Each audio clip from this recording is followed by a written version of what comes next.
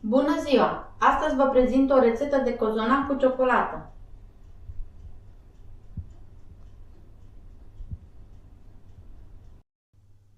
Pentru aluat avem nevoie de 1 kg de făină cu minim 12% proteină, 400 de ml de lapte, 200 de grame de zahăr, 3 gălbenușuri plus 3 ouă întregi, 250 de grame de unt la temperatura camerei, 50 de ml de ulei, 20 de grame de drojdie uscată, o linguriță cu sare, 2 linguri esență de vanilie, o lingură esență de portocale și 3 plicuri cu zahăr vanilat. Pentru umplutură vom folosi 400 de grame de Nutella și 150 de grame de nucă măcinată. Și pentru sirop 200 de ml de apă, 100 de grame de zahăr și o esență de rom.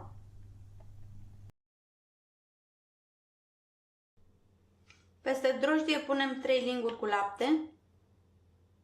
Laptele trebuie să fie călduț.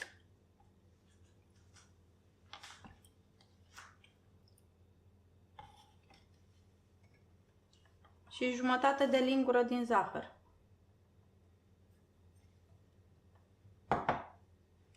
Și amestecăm.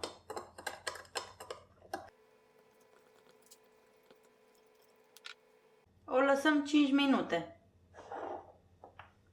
Într-un bol mai încăpător punem făina.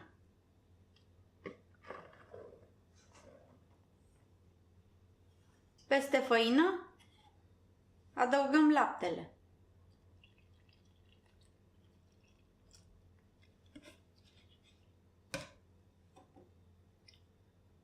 Luăm ouăle și punem zahărul peste ele. Și le amestecăm.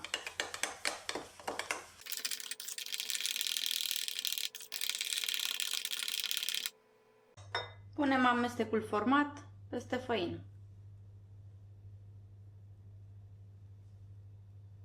Adăugăm zahărul vanilat.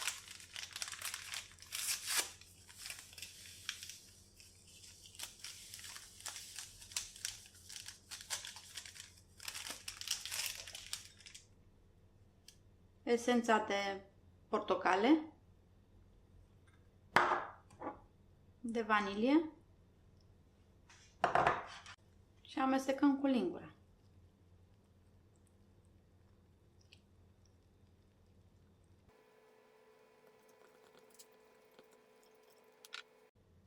Apoi adăugăm drojdia.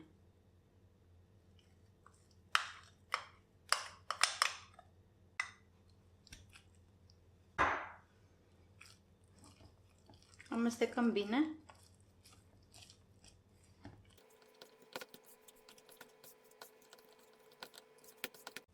Apoi trecem la frământarea aluatului cu mâna. Punem și sare. Și începem să frământăm.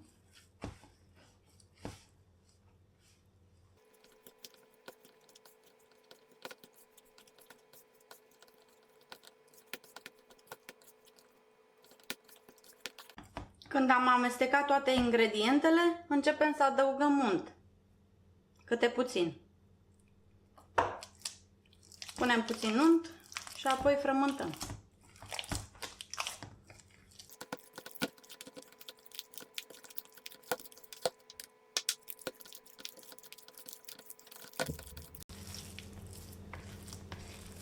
Răsturnăm aluatul pe platul de lucru pentru a-l putea frământa mai bine.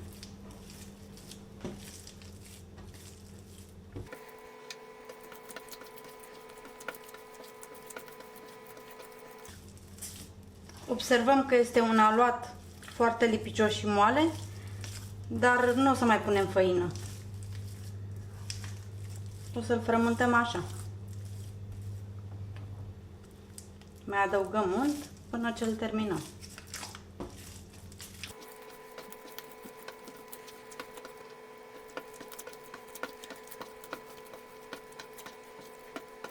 După ce am încorporat tot untul, începem să adăugăm câte puțin ulei.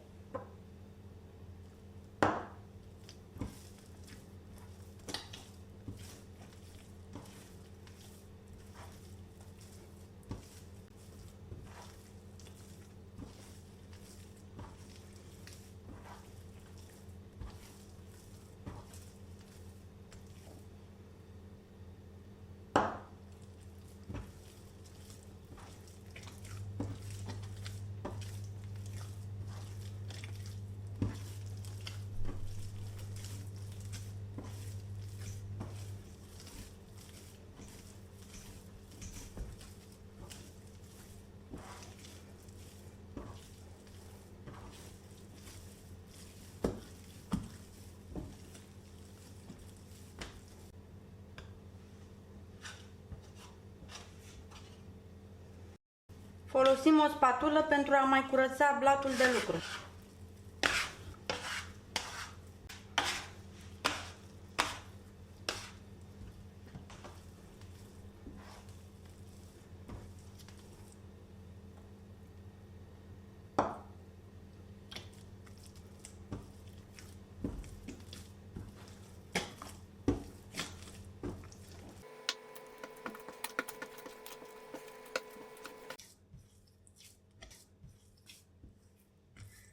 Am frământat aluatul 20 de minute.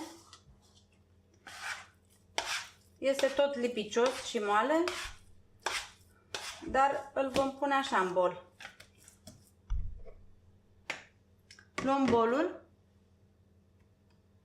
îl ungem cu puțin ulei.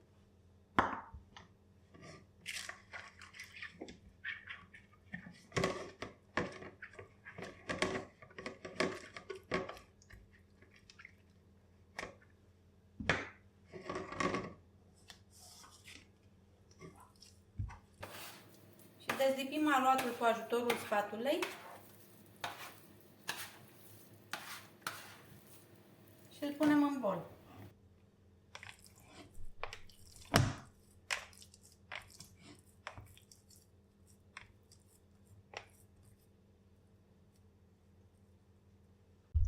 Am acoperit aluatul cu folie alimentară și îl vom lăsa 30 de minute la temperatura camerei. Apoi, după cele 30 de minute, îl vom băga la frigider pentru minim 12 ore. Am scos aluatul de la frigider, eu l-am lăsat peste noapte. Îndepărtăm folia alimentară,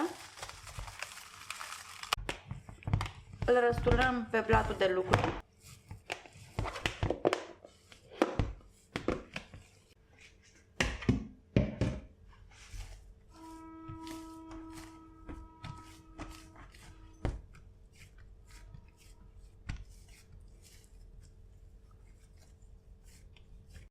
Ungem blatul cu puțin ulei ca să nu se lipească.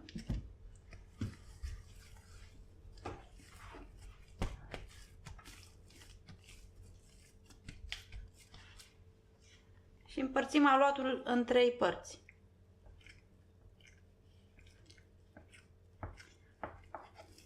Eu voi face 3 cozonaci pentru că am tăvile un pic mai mici, dar dacă aveți tăvile mai mari, faceți 2 cozonaci.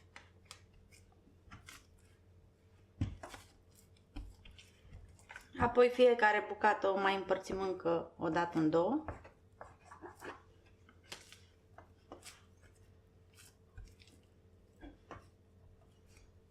Și întindem într-o foaie subțire.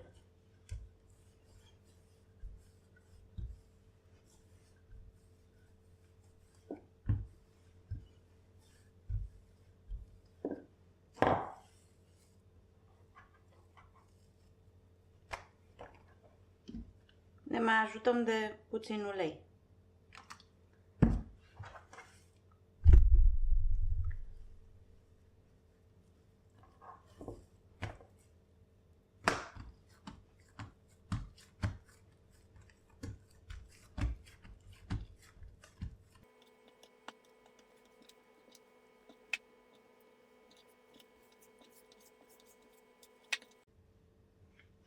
Foaia trebuie să depășească foarte puțin marginile tăvii.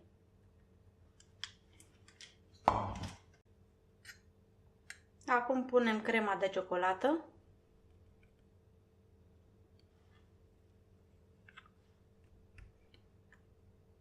Cam 3 linguri.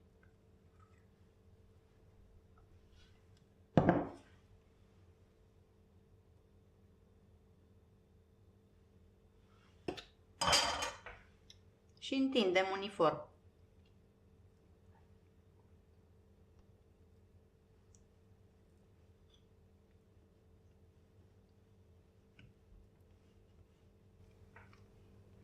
Nu ne ducem până în capăt, lăsăm marginile libere.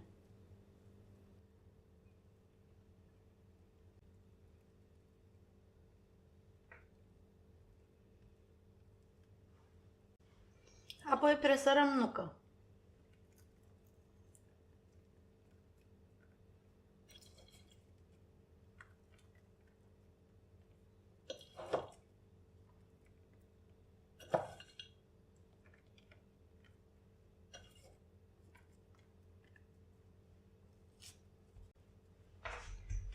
Și acum rulăm aluatul. Îl rulăm strâns.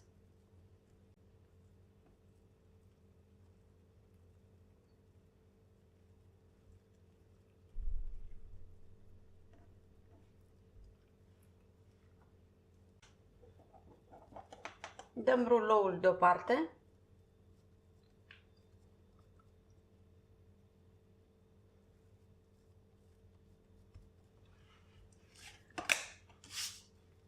Și îl întindem și pe celălalt.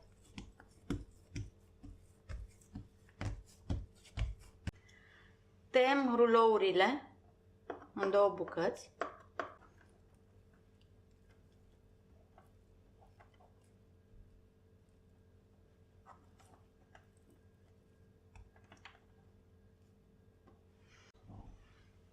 Îl tăiem și pe celălalt.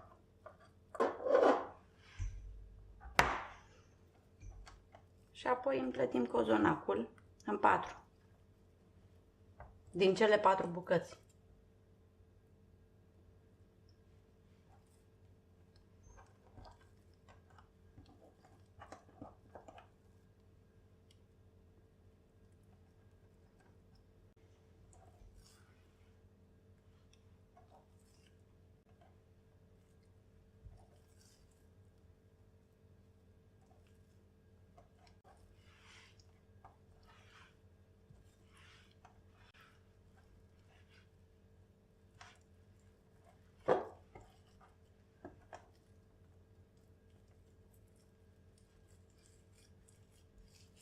Punem cozonacul într-o tavă tapetată cu hârtie de copt.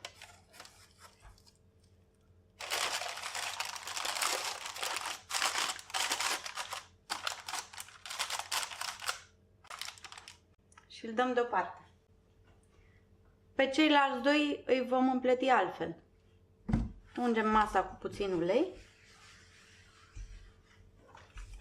Luăm bucata de aluat.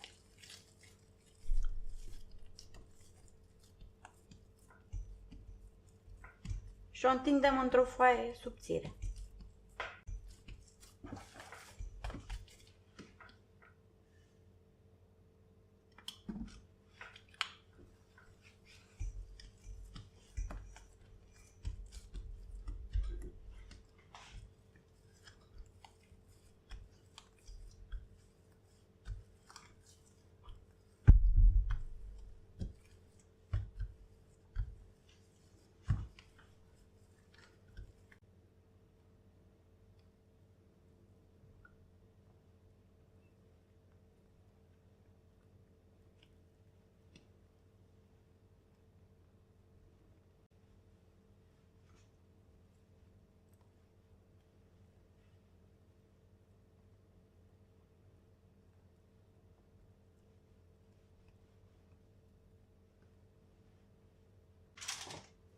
Punem cozonacul tot așa într-o tavă tapetată cu hârtie de copt.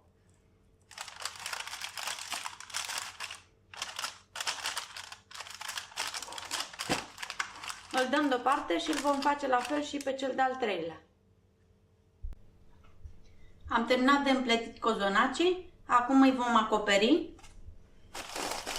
și vom lăsa la loc călduț cam o oră și jumătate. După o oră și jumătate, cozonacii s-au dospit, așa că vom lua tăvile și le băgăm la cuptorul preîncălzit la 170 de grade, doar pe treapta de jos.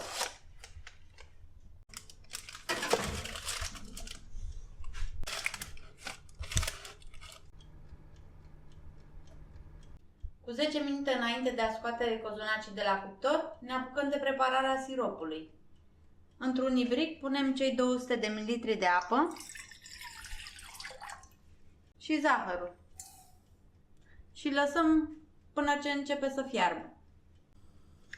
Amestecăm bine ca zahărul să se topească.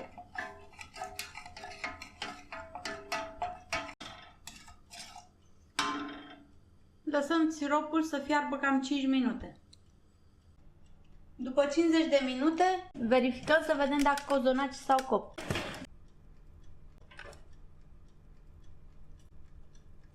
Introducem un bețișor de frigăruie în mijloc și Vedem dacă iese curat.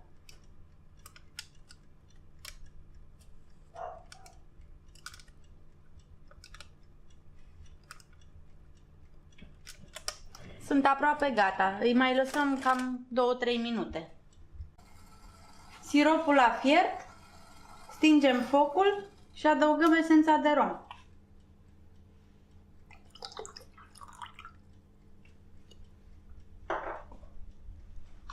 Și amestecăm puțin. După 55 de minute de stat la cuptor, cozonacii s-au copt, așa că îi vom scoate.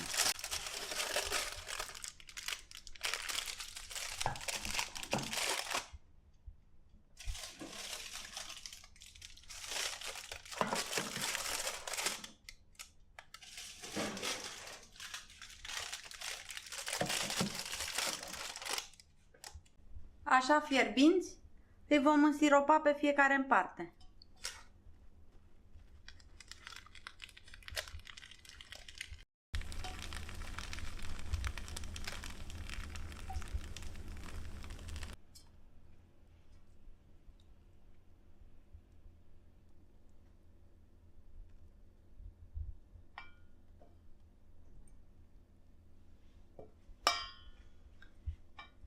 După ce i-am însiropat, vom lăsa cozonacii așa în tăf pentru 20 de minute.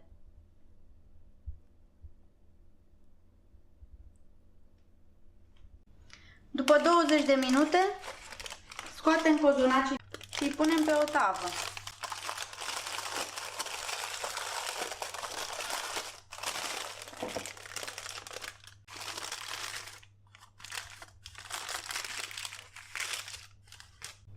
Îndepărtăm hârtia de foc și mai lăsăm încă vreo 30 de minute.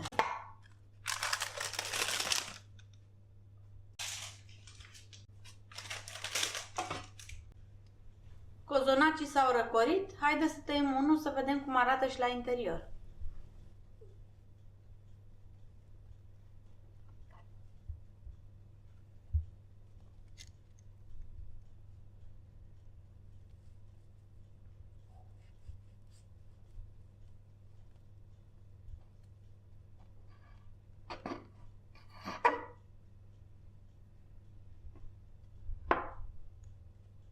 Sunt bine însiropați, pufoși și vă recomand cu drag această rețetă.